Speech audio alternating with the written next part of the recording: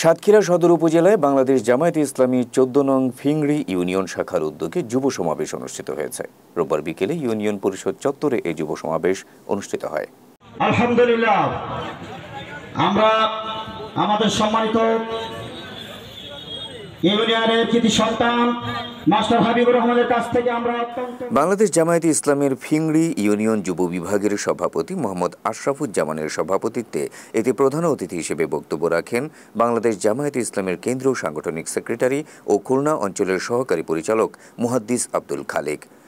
Fingri union যুব বিভাগের secretary Helal উদ্দিনের সঞ্চালনায় এতে সম্মানিত অতিথি হিসেবে বক্তব্য রাখেন সাতক্ষীরা জেলা শাখার সহকারী সেক্রেটারি ও যুব বিভাগের জেলা সভাপতি প্রভাষক উমর ফারুক।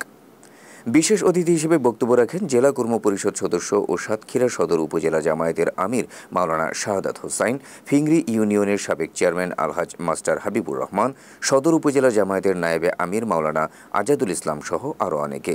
সমাবেশে বাংলাদেশ জামায়াতে ইসলামী ও বাংলাদেশ ইসলামী ছাত্র শিবিরের বিভিন্ন পর্যায়ের নেতৃবৃন্দ উপস্থিত ছিলেন।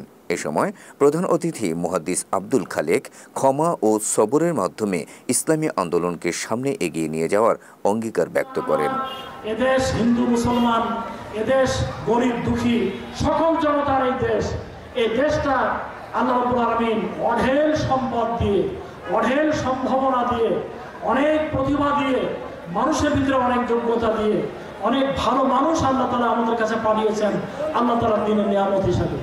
এই দেশ যদি আমরা সব মানুষের হাতে তুলে দিতে পারি, আমাদের মাননীয় জেলা প্রশাসক নতুন এসেছেন, কয়েকদিন আগে তিনি বলছিলেন যে আমি জানি না কি করতে পারবো, কিন্তু আমি সত্যি অভিযান শুরু করছি আমার নিজেকে দিয়ে, এবং আমি সাতক্ষীরাকে সুন্দর একটা সাতক্ষীরা হিসেবে উপহার দিতে চাই।